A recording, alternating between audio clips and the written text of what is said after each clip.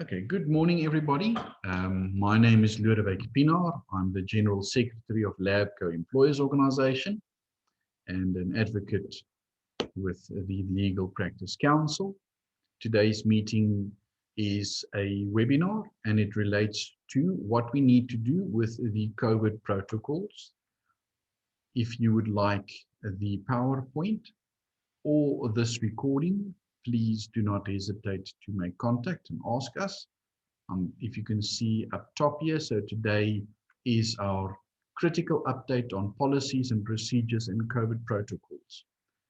Next Wednesday, we will be dealing with the POPI compliance and how to also comply with that. I'm just going to ask Rita just to give us a shout. I will introduce her at a later stage. Rita, welcome.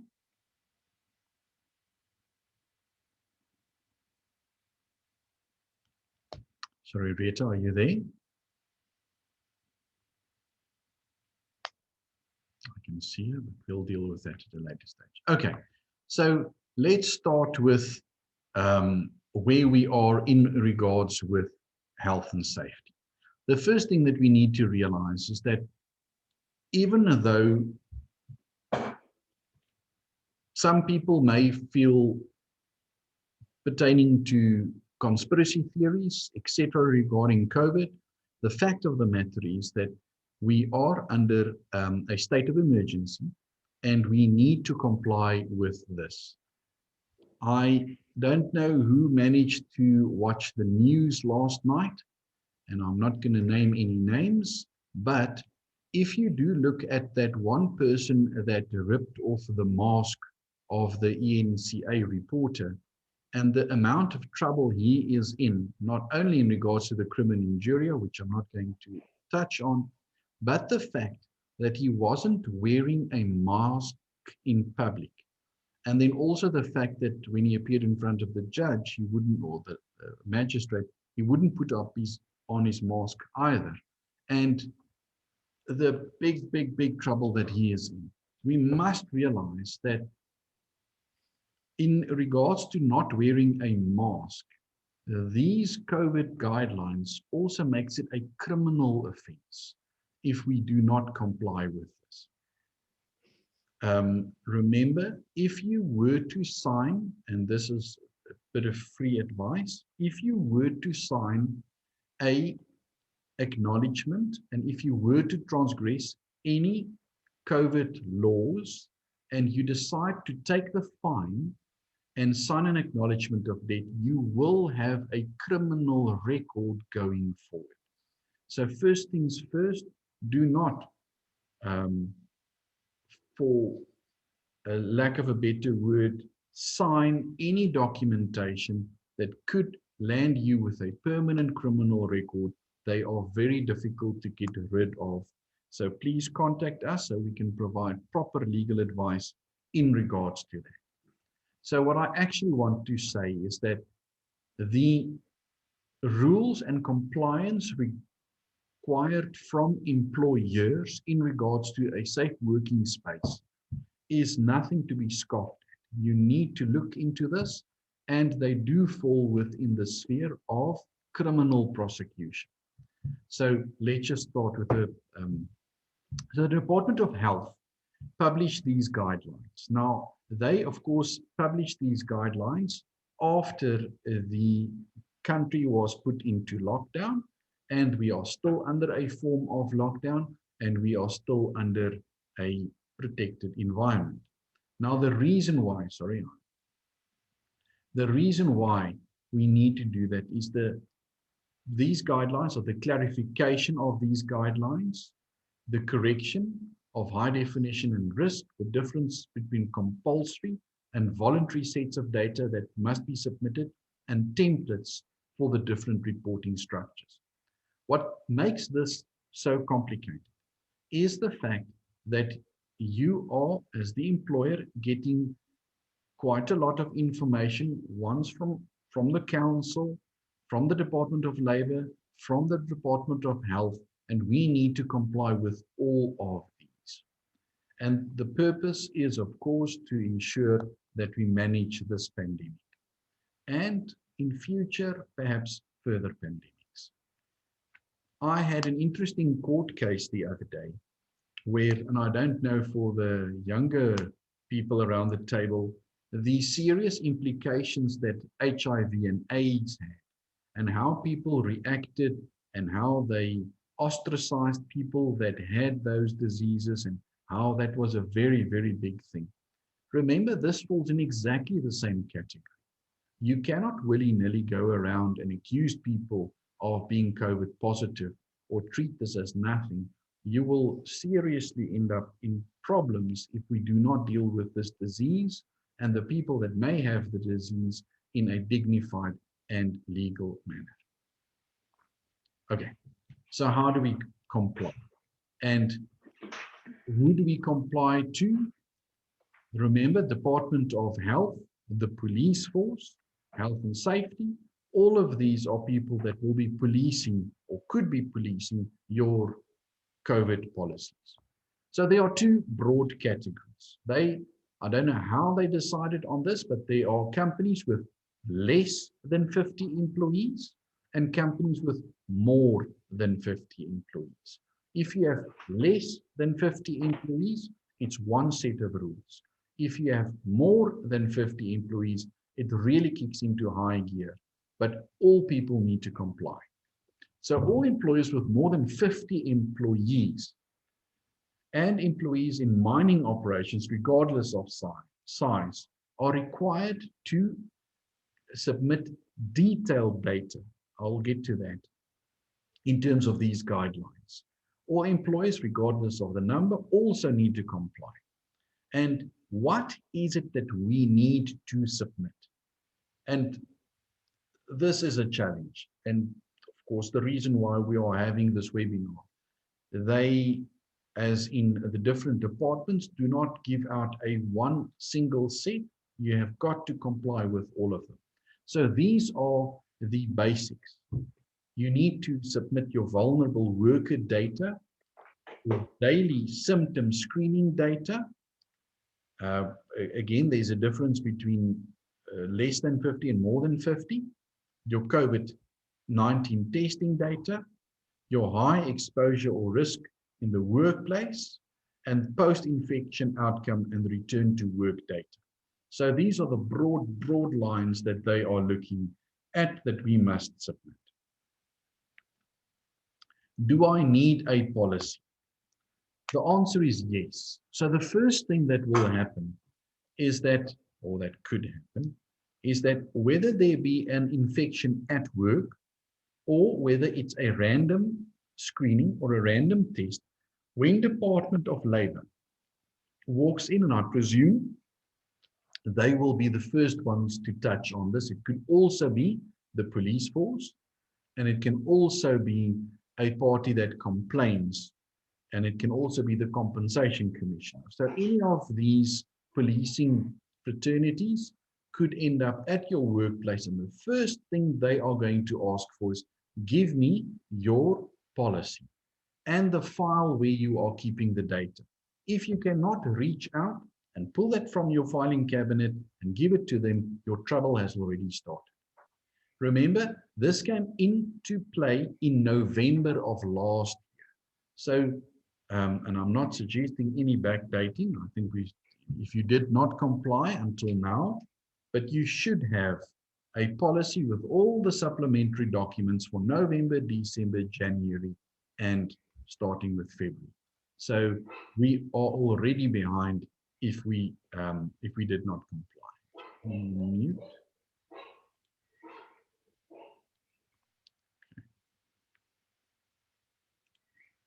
Thanks, I'm back. So what, in summary, does your COVID policy need to comply?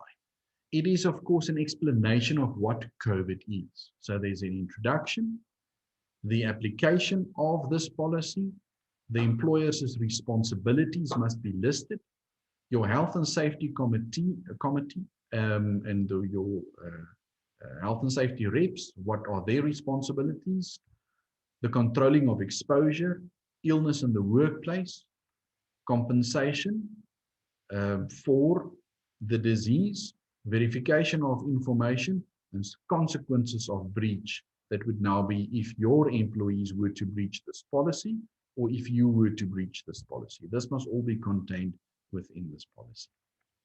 Now, we did the work so that we can provide these policies to you. For employees less than 50, it is 800 Rand. For all the necessary documents that you may require, you'd have to complete them and keep them up to date. That we cannot monitor, but we have provided the necessary documentation. For people with more than 50 employees, I am not exaggerating, but the policy document itself, just to address the minimum requirements in this, is 18 pages long. The supplementary documents added thereto is much more voluminous than that. And certain of those information must be collected on a daily basis and reported weekly before the next Tuesday. And you must keep the records that you submitted the correct documentation to the correct addresses, because different documents goes to different spaces. So what will be in the basic pack that, or not basic, the pack that we provide is absolutely correct. You will not really need anything else, but it does contain the following: a personalized COVID-19 policy, your COVID PPE policy, the necessary documents to show the testing, screening, and visitors of COVID-19, a working from home policy, a workplace readiness after lockdown, and we're really looking forward to Rieta to give a more human touch on that, your risk management, which you must have, your checklists and registers, which you must have, the awareness and training, and this is of course the big report that culminates and takes this all together, that must be submitted by companies. I'm going to ask Emmy just to join us quickly. Emmy, if I could then ask you on the compliance of this, in broad terms, where do I need to revert and report to and give this documentation to? Good morning, everybody. Just to apologize, I think my video is off. I was unable, I'm not hiding, I was just unable to get it to work. I just want to quickly just correct you, Ludovic, sorry. The COVID-19 policy only for the amount of 800 Rand there, that is just the COVID-19 policy alone. The second option, which is the total package, that applies to companies with more than 50 employees and less than 50 employees. The reason for that is that you need, if you don't have to do your weekly reporting, you still need all of this documentation and screening and checklists and registers ready in the event the department comes for an inspection, or in the event that you actually have a positive case of an employee, and then you have to, in any case, submit all of the documentation that is listed under number 2. So what basically happens is the National Institute of Occupational Health and Safety, they are the centralized point where all this information will go to. So things like your policies will be a once-off thing that you would get together. Your testing and screening will be a daily occurrence, which means your staff needs to be tested, recorded what their testing is before they walk onto your premises. Same with your visitors. Then you have to do a risk assessment and a workplace readiness survey, if I can call it that. And to that, we give a very, very well laid out guideline on how to set up, how to do that risk management, all the checkpoints, how to make sure that you've got all the health and safety protocols in place, that you are complying with all the rules under the law the health and safety law that came in effect last year. And then obviously you as a company need to make your employees aware of all these things that are being implemented, the reasons why, and then obviously training. Training is very important. Not only training for your health and safety officers, but your staff as well. So your toolbox talks that we normally refer to as your daily meetings would start to include your COVID information that you're going to start giving to your employees as well.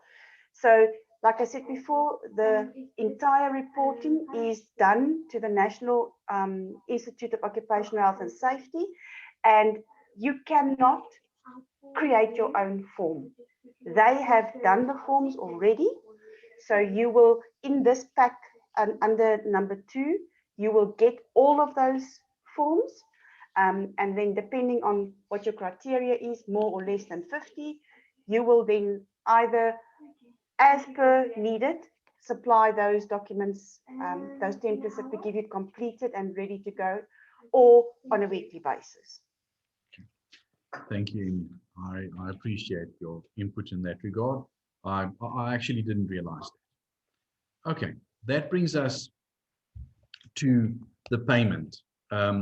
Now, this is the area where we are absolutely inundated with what are we going to do. I'm very glad to say that we are, the recovery rate in South Africa is now almost closing in on 90%, but that does not mean that people do not get sick in droves. I think nobody, I don't know of anybody that does not know someone that had or has COVID. Glad to say that not everybody knows somebody that passed away, but people are getting sick at an alarming rate.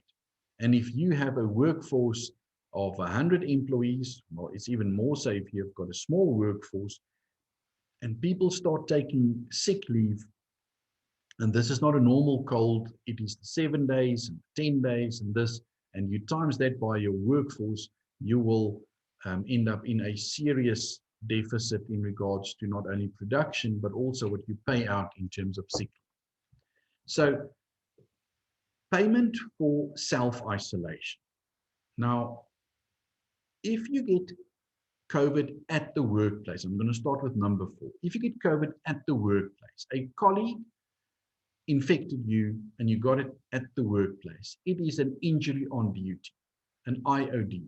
And therefore, of course, either your FEM or the Compensation Commissioner takes care of those payments. Of course, there are different rules for that. But that also, of course, triggers an automatic audit on all the policies, because you can imagine if you are being cautious about paying out sick leave, how is the Compensation Commissioner feeling about paying out for this injury, because it's inundated with applications and false applications in that regard. So self-isolation. Self-isolation is where I, as the employee, feel sick. I think I might have been infected and I've got something in my throat, and my aunt at the braai now has COVID. So I inform you that I'm self-isolating. It is, of course, rife with abuse. And we've got to get the rules straight between the real ones and the non-real ones. But the principle of the matter is that if you self-isolate and you do not have a doctor's letter, it is not sick leave. It is no work, no pay. So a person that, and we've had people that have taken about a month of self-isolation. Every time they come out of self-isolation, they have another braai, there's another infection, and they take the week off after that again. So any self-isolation is no work, no pay. The moment a person presents a doctor's letter, that's point number 3, I will deal with that. Number 2, suspected exposure. So employees arrive at work, you screen them, and suddenly they've got some of the symptoms. They've got a fever, whatever the case may be. If you then refuse them access to the workplace, you are indeed sending them away. What are you going to do there?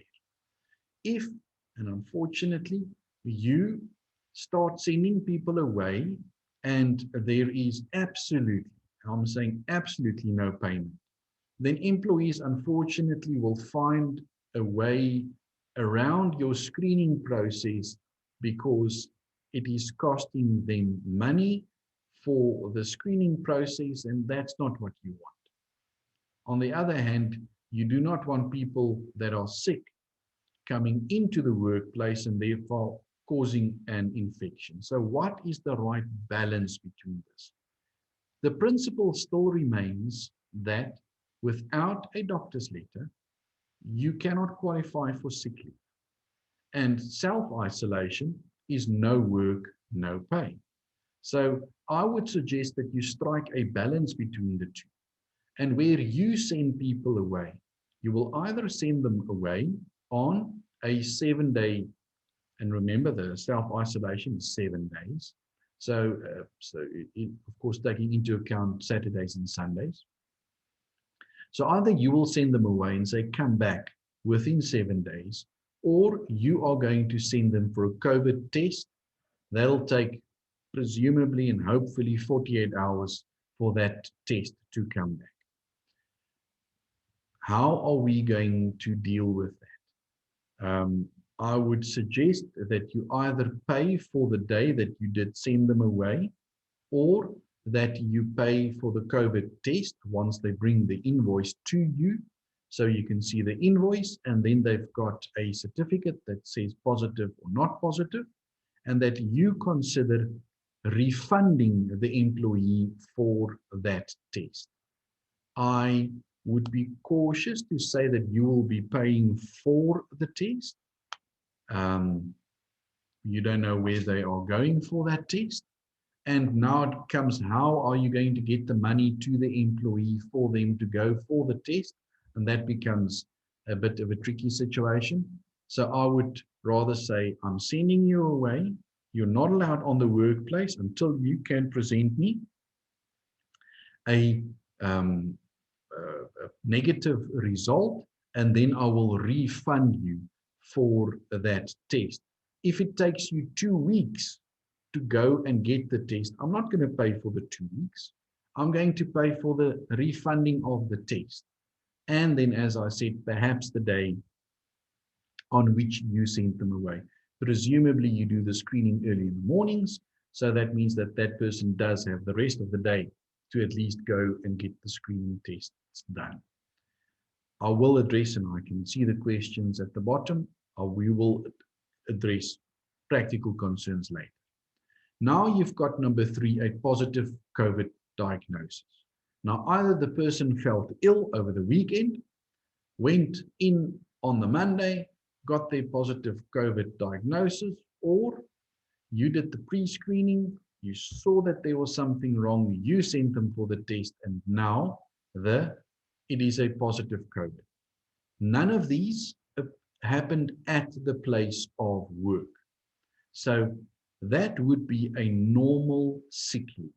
You've got the doctor's letter, and unfortunately you, and neither does the person, know when they got it or whatever the case may be. Remember, your tracking and tracing, and part of the reporting that you need to do, that would have to appear on your report so that they can have that person's ID number and see how they can track and trace further things.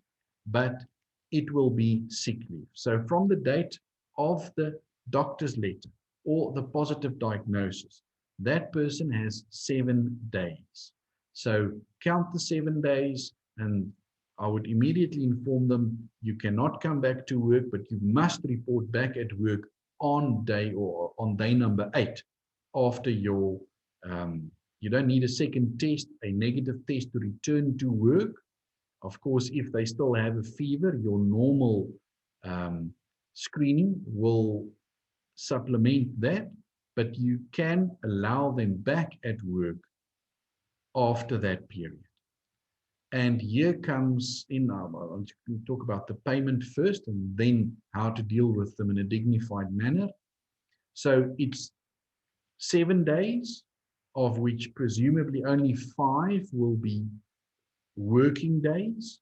So that would mean 5 sick leave days that you will deduct from that employee in terms of the Basic Conditions of Employment Act and the sick leave days that works in a 3-week cycle. If a person has unfortunately run out of sick leave days in the 3-year cycle, then it will be either unpaid leave or the person will put in additional leave. If a person feels, for whatever reason, uncomfortable to return on day number 8, it can either become a disciplinary procedure for them not arriving back at work, or if they are honest, then they will put in an additional leave days, either unpaid leave or leave days, until they feel comfortable to return back to work. I know that our speaker today will address us on how to deal with people when they come back, but they do not need to sit in the corner with a hazmat suit on, right? So they've gone through the infectious period. They are, if they do not have any of the symptoms that prevents them from coming into the workplace, they can return to the workplace. Can they use the same cups and saucers and teaspoon and kettle than the rest? The answer would be a cautious yes. They can use the same cups and saucers, specifically then in an office environment. Okay. Sorry, just back to the injury on duty. So if a person got sick at work, now that would mean that there would not be one person, because there must be multiple people at the place of work so that they can infect each other. So you will have multiple cases on your hands. And that would mean that that shift, that group, whatever the case may be, will all then have an IOD claim. The Compensation Commissioner is being very difficult. Let's rather say cautious, very cautious about making payments for the IODs, because that is much more complicated than our normal 5 days off, specifically if they get really, really ill. So the first thing is they'll get some of the best medical care possible. But because it can become a big claim and there will be multiple people, they, as the Compensation Commissioner, will definitely come and audit you. And if your paperwork is not in place to their liking, or not their liking, to the standard set, you will have an IOD claim that is rejected, and the employer will step into the place of the Compensation Commissioner. And I don't think anybody wants that type of exposure. But if everything is fine and they got infected at the place of work, despite all of your policies, it is an IOD and they are covered. I will address questions on this later. That brings us to Rita. Rita, good day. How are you? Let's see where she is.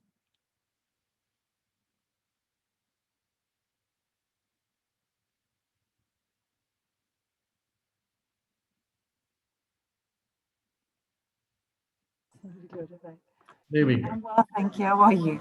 I got a bit worried there. How are you? Yeah, me too. I was worried the whole morning. We had some technical problems here, but at least we're back. So thank you for that. Rita, thank you very much. An industrial psychologist. I was satisfied when I found out that she studied at Tuks. So wherever else she studied, that's her business. But I'm glad to say that she's at my alma mater. But thank you very much for joining us today and assisting us with just a bit of humanity. I think my first question is going to be, what does the industrial psychologist do in broad terms? Thank you, Lodewijk. Firstly, thank you for the invitation. It's really a privilege for me to share some of the the information and knowledge we've acquired over this time of COVID about our employees. A psychologist, the industrial psychologist, is basically a psychologist within organizations. So we provide organizational development, team development, interventions within the organization for employee wellness. So that is, in short, what we do. Thank you very much. Okay, I've got your PowerPoint. You can just tell me when I should go to the next page. Thank you. Thank you, Ludovic. This is just a small piece that you can read later on with your recording or on the presentation. I don't want to spend too much time on it. I think our time is very limited. With the COVID, as employers, we've been rushing around trying to look at our income, look at our how we can salvage the problem that we are dealing with, and we're forgetting about the human beings that's working with us and for us. And this pandemic has created an enormous impact on individuals, on families, at home, and then also at the workplace. Most or a lot of companies have started on 50% wages, salaries. So we're dealing with a lot of trauma. Also, in terms of our dynamics, the basic core of humanity have changed. We cannot touch one another. We cannot, by instinct, we are able to read other people's emotions. We cannot do that anymore because we have masks on. We're not allowed to comfort one another anymore. There's almost a new dynamic of suspiciousness of who gave me this virus? Who is going to give me this virus? Where were you this weekend? Did you visit around with friends? So we have that almost a complex dynamic currently at the moment within working environments that we are dealing with. So my request here is that we keep in mind that as much as we as employers are battling to keep our organizations afloat and still profitable, that we look after the employee, because that is our basic core of production and efficacy. Right, how do I plan for major COVID related incidents? And that is, if you plan, if you inoculate, that is, prepare yourself for incident, nobody will run around within a crisis situation when one of the employees or more than one have been identified with COVID or diagnosed with COVID. So firstly, you will look at the identification of possible scenarios. How long does it take? As Ludovic mentioned, 7 days self-isolation. If an employee gets sick and it's a key position, how long may that employee possibly be ill? And what will be the impact of an employee or many employees not being able to work? So we've got to set that out for ourselves within our planning process. Then second, sustainable detailed planning is firstly to look at the basic needs of our employees. What type of support physically do they need? Do they need extra vitamins? Do they need to go to see the doctor? Do they need to go for tests? Do we need to inform close family members or next of kin? And then, this is a drum I will keep on beating. As employers, please keep on giving information and more information. The more information we give to our employees, the less we have of that suspicious nature or that almost anxiety that who's going to give me COVID and so on. And then thirdly, very important, is the support factor. That's where we as industrial psychologists comes in, where we can provide interventions within the organization to provide support to employees, whether it be in support groups or whether it be with individual counseling. Just to have an example, we are busy currently at a primary school in Northwest Province, where the governing body have decided that before the teachers start their work for this year, next Monday, each and every employee personnel member will have a counselling session and will complete a wellness, just to get an assessment of where they're at. Who did they lose during this lockdown, during the holidays? Were they ill themselves? What financial problems do we get? So that is the type of support we as industrial psychologists can get. Then networking for resources. We are in a diverse country with many different cultures and religions. So we need to already get on board in our planning process different religious leaders indicated by your employees. Who is going to be the medical assistants that we can get? Is it possible for us to get, instead of taking an employee to the doctor, is it possible for us to get a testing person on site at our offices? And then simulation exercises is to, some do it in a technological way and some do it physical, is to almost act out a scenario if an employee gets COVID. So in other words, should we have our plan in order, we say, okay, right, employee X has got COVID, what do we do? And we do and play out that whole scenario as if it's a role play, just to self-test if your plan works. And then planning for interventions and recovery. When our employees get back, is there enough support for them? Is there psychological counseling provided to them, trauma counseling? Because we've got to remember that as a pandemic, global and collective trauma, we are all traumatized, and I think we tend to forget that. We are all stressed, we are all anxious, whether we are touched by COVID-19 or not. So we definitely need interventions for our employees. And then training of key personnel. If you as an employer feel that having a industrial psychologist on board is too expensive, or to contract one, you can always train your HR people, your supervisors in psychological first aid. And that sometimes are much worth your while in terms of support to employees. And then very important, the endorsement by top management. Our organization, and that's what we've been observing, and the organizational culture is changing. How is top management involved with it, or are they just paying lip service to, yes, there must be a COVID plan, yes, there must be COVID support, but they are not really actively supporting it. So top management must support it. Thank you, Lodewijk. Rita, just from my side, if we look at this, the training of key personnel, where would we find service providers to do that? We are ready to train through your offices. We can provide that service, Lodewijk. Thank you. Right.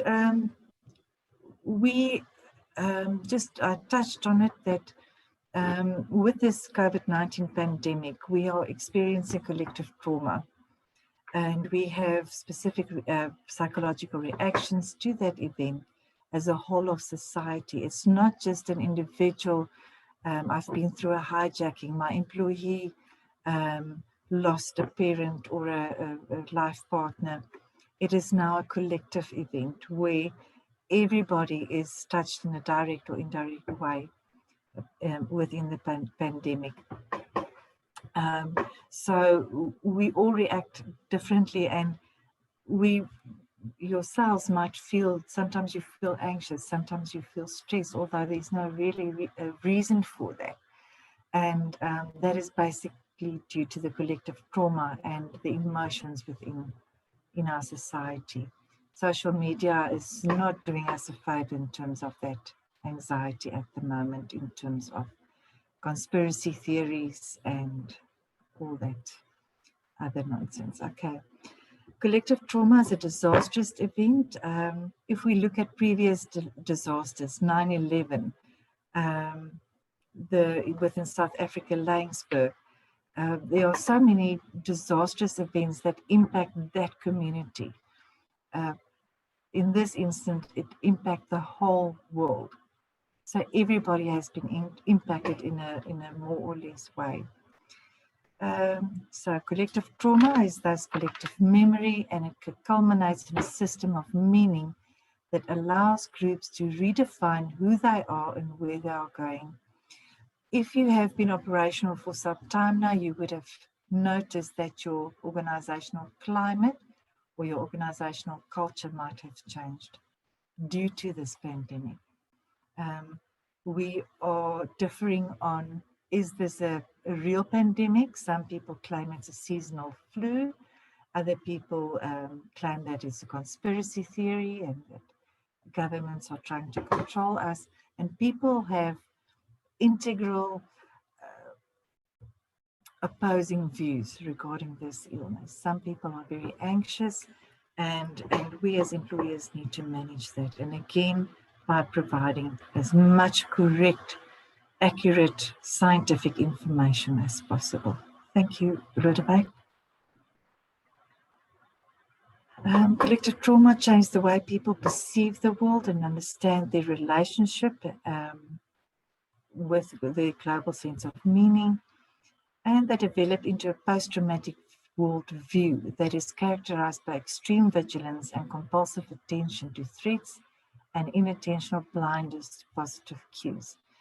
I think it's really, if you observe social media or your eyes are just open around you, people have become extremely negative. We, even as something simple as traffic, we don't tend to give away to people. We don't want to help another person anymore. It's become an extremely negative environment for us. So please be aware that your organization may look very similar in that way. Employees tend to not get along with one another anymore. They are suspicious, they are anxious and very unproductive. Thank you, Rudabeh. Okay, so pre-COVID, just quickly, just to go over that, social, we could unlimitedly visit one another. We had freedom of movement and we had various and diverse activities. Our religion could be practiced at will, and we could go to church or temple or wherever we needed to be, and that was unlimited. Crime was mainly focused, and that was primarily the source of trauma, and crime was observed as opportunistic. Our family life was very fragmented between work life and home life, and it was part of our daily routine. Our career was our main source of income, main focus and priority, and also our main source of stress. And we had a perception of job security, and our finances were fairly stable. Physically, we were unlimited in where we could move, and malls everywhere. There was absolutely no restrictions. And then in the midst of COVID, we are limited to online conversations. We cannot simply visit one another anymore, whether it be overseas or different provinces. We have social distancing practice. We don't greet one another with a hand anymore. We greet one another with an elbow or just a wave. We have a fear of social contact and no public entertainment or activities, no social gatherings. And this was specifically done within the serious lockdown level 5 and then total isolation. Our religious activities have been really restricted, so we cannot practice religious or cultural activities as usual. That also goes for funerals, where people don't have the after tears party, after a funeral, the rituals before funeral cannot be practiced anymore. Our career, we are uncertain of our future. Some employees have cut down on their income. Employers were forced to have a 50% salary reduction. And again, fear of contact. Crime has now become, again, opportunistic, but due to poverty, due to a lack of income. Gender-based violence have escalated, and that very same employee which is exposed to gender-based violence comes to your office in the morning. General crime is not the main source of trauma anymore, but we are in the collective trauma, as mentioned. We have poverty-related crimes, as mentioned, and public unrest and looting. Finances are uncertain. Poverty is part of our global demographic these days, and physically we are restricted to no exercise or limited at this point in time. Forced rehabilitation, and that's part of the reactions. And when I say forced rehabilitation, I must just say it's got nothing to do with the employer. When there's an alcohol ban and our employees cannot buy alcohol, and I am addicted or dependent on the use of alcohol, I go into a forced rehabilitation. So it's almost a government proclaimed forced rehabilitation. The same went for the cigarettes and everything that went with that. All right, then physically we also, our movement have been restricted. We have a fear of the illness, escalated by social media, escalated by sensational articles and a lack of information. And it's now compulsory to wear safety uniform, our PPE at work. We have a lack of safety resources, and also our employees that have been ill or have family members that ill cannot visit their family members in hospital, and I must say that is extremely dramatic. In many instances, employees have lost members of family that they could not greet due to COVID. We've also had reports of people dying, literally dying of hunger due to the lockdown and the pandemic. And then our family life has become the main point of contact. We've observed a role diversification where traditionally the mother would do the housekeeping and look after the children.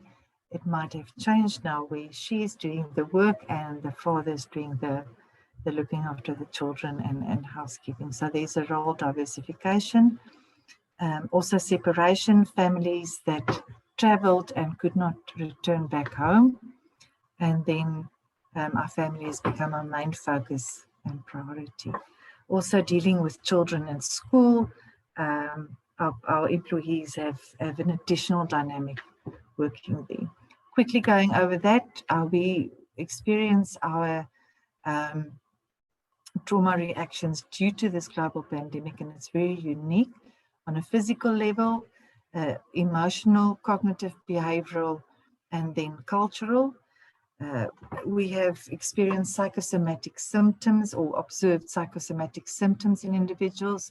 If you've heard of somebody that had COVID that was probably not even close to you, you develop the classic symptoms of a dry cough and throat sore and all that, headaches, body aches, and that's due to the stress, lack of energy, and then spurts of activity that goes with that.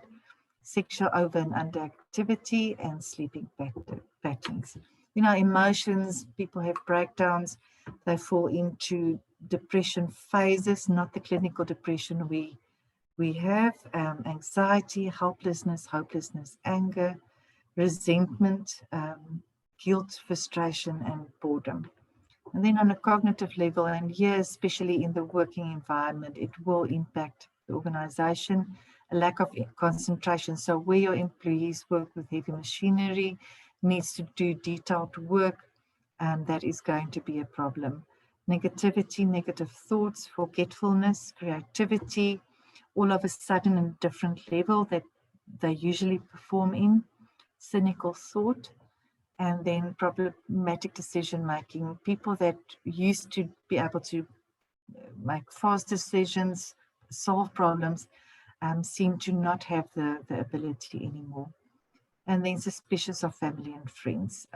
What Lodewijk mentioned earlier on can they use the same cup as I do? Is this person able to come back to work after 2 weeks recovering at home from COVID?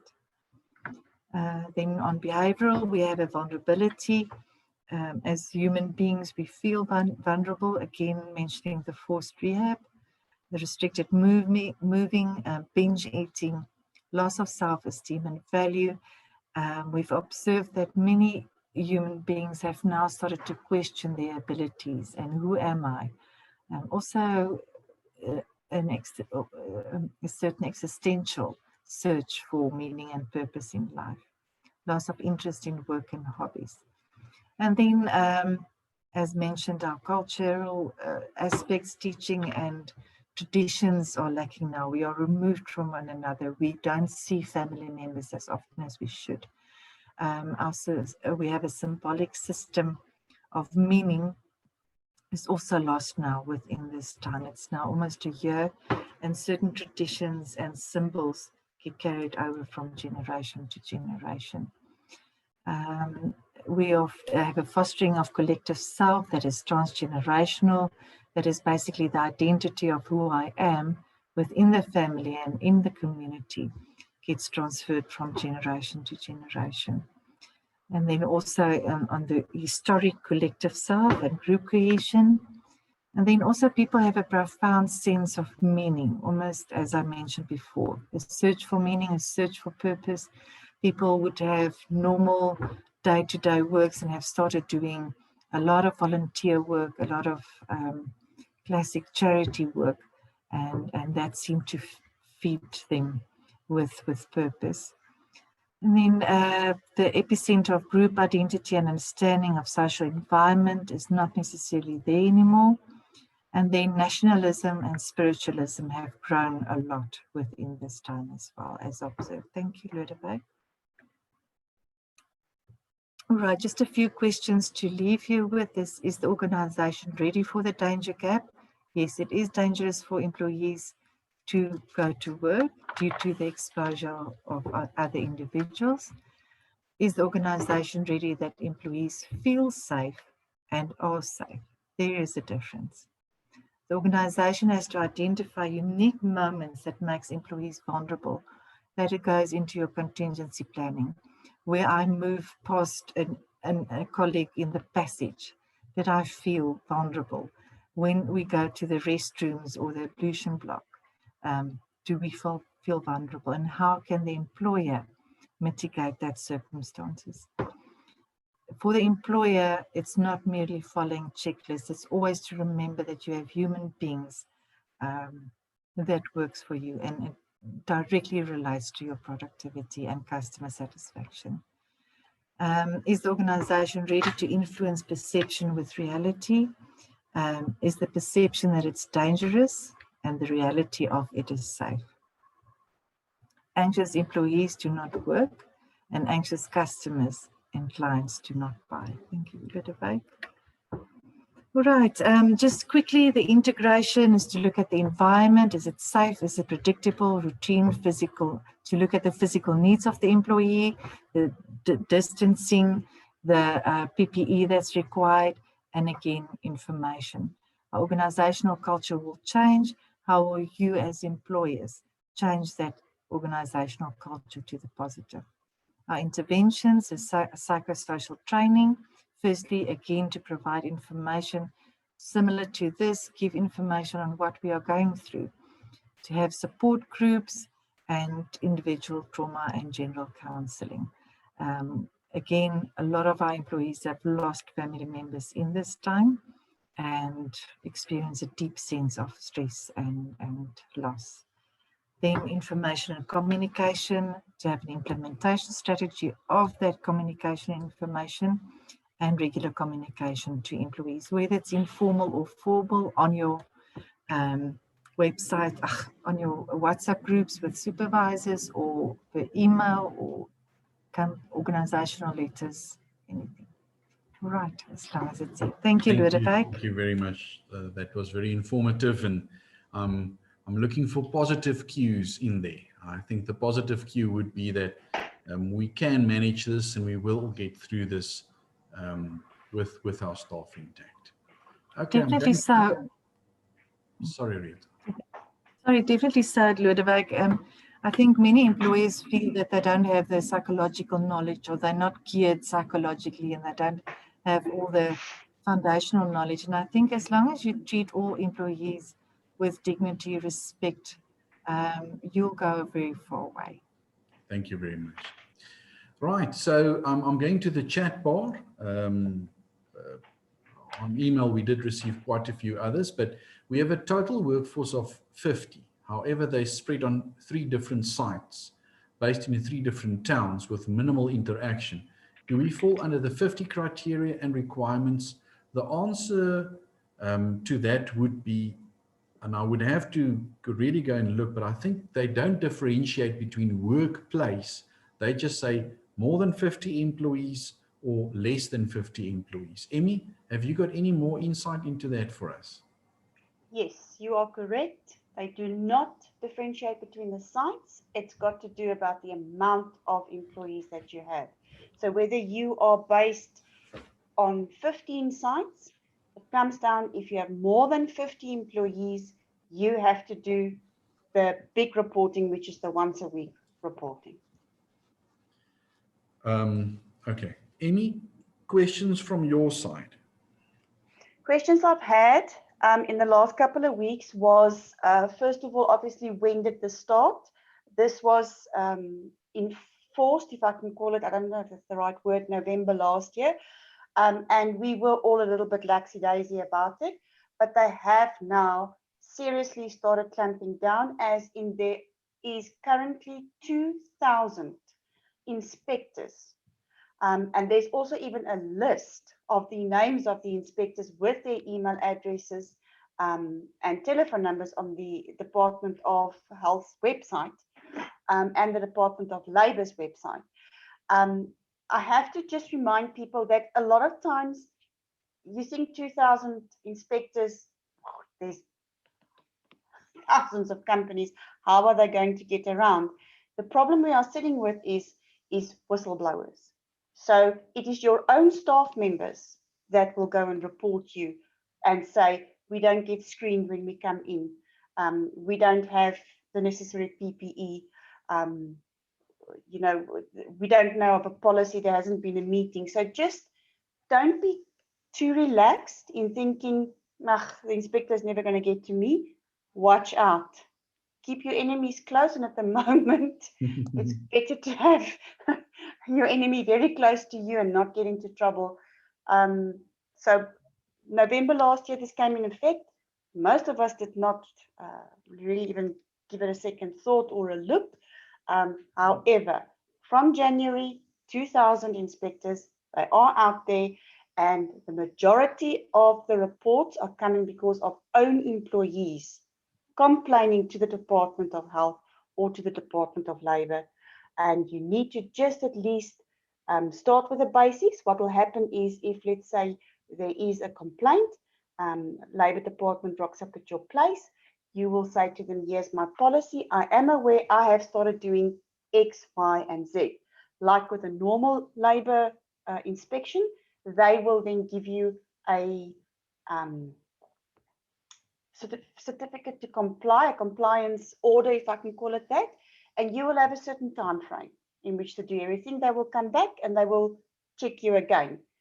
If they come back and you then still don't comply, that's where the pawpaw is going to hit the fan, because that can be either a fine to the owner of the company. It can mean they can shut down your business until you are compliant. It can be a prison sentence to the owner. It can be a fine and a prison sentence and shutting down of your premises, depending on the severity of your non-compliance. So it's really, don't want to, scare anybody, but it's really not a joke. It can have very serious consequences. Yeah, I agree with that. I mean, all of those things are correct, but Department of Labour, specifically when it comes to COVID, they won't hesitate to shut down your site or your office or your sites, and they'll just keep you locked until you have complied. So better keep this in place at the beginning. Any other questions? Most of the questions are also regarding the submission of the information. There is a portal on the national NIOH's website, and you register at that portal. And that is where you would upload all these templates of documents that you need to fill in and then keep on record. So that is how you would. Now you have an option. You can do it yourself, which I'm sure anybody in HR or I suppose this is new job creation for the government as well, because I think this is how they get when they say we are making new jobs. Because this is basically a full-time job. You would need to have somebody on a daily basis collect your sheets, fill it in onto your spreadsheet, and then on a weekly basis upload it.